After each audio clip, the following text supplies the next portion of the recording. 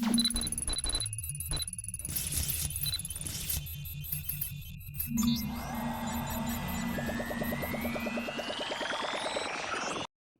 alaikum wa rahmatullahi wa barakatuh.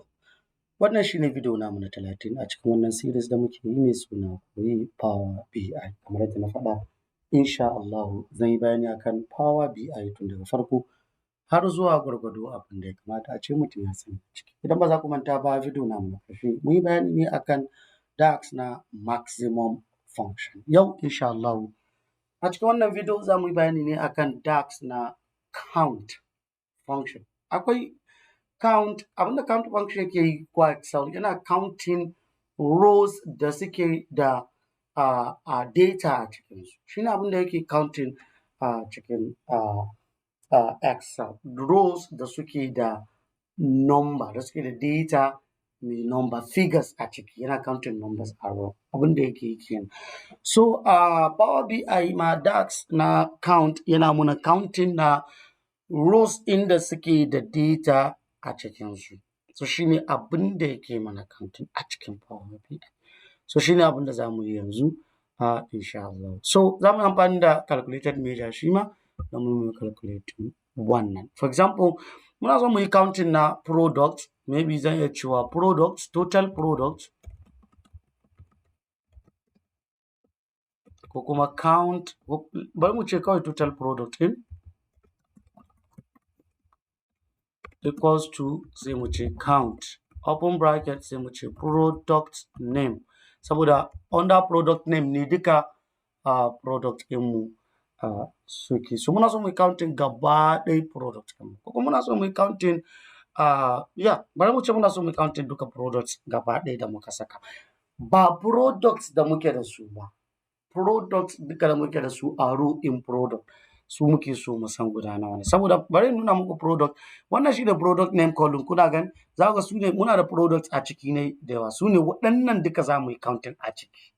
So za ku ga akwai columns ɗin da ma empty ne da sauransu. So su ne abin da za mu yi counting a wannan count, abin da count yake yi kenan. So bari in nuna muku abin da zai nuna. So za ku ga ina count yake. Okay, product count yana ƙasa.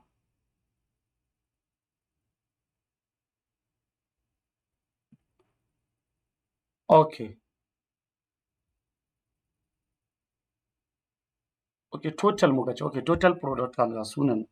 So za ku ga guda 35 ya bamu. So rows ɗinmu kenan da suke da wannan rows ɗin na product da suke da data guda 35 ne. Abin da yake nufi kenan counting ɗin da yake. So stock quantity ma muna so mu yi counting stock quantity, shi ma za mu yi counting. So bari in yi counting stock quantity mu ga guda nawa ne. So bari in yi counting nashi shi ma. So let's say new measure, bari mu ce count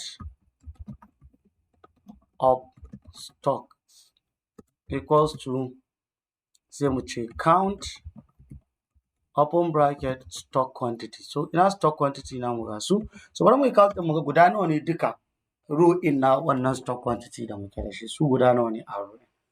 So let me click this. Ina count yake na stock quantity ga yana. So za ku ga guda 37 ne. Shi count in guda 37 ne. So abin da za ku gani. So kuma in muka dawo a data mu za ku ga akwai empty rows da muke da su guda 2 a nan. So bai muna counting ɗinsu ba, bai counting nasu, kawai zai maka counting rows da suke da data a cikinsu. So abin da zai maka kenan. So wannan shine abin da count yake yi, zai maka counting rows da suke da data a cikinsu, but ba zai counting rows da suke empty ba. Amma wannan stock da yake babu empty rows a ciki, sai muna counting gaba ɗansu, sai ya ce muna guda 37. So wannan shine abin da count yake yi. So please ku fahimci wannan, domin idan kuna analysis ku san yadda za ku yi apply na count. Nan za mu tsaya insha Allah, da fatan Allah ka samu dace. Assalamu alaikum wa rahmatullahi wa barakatuh.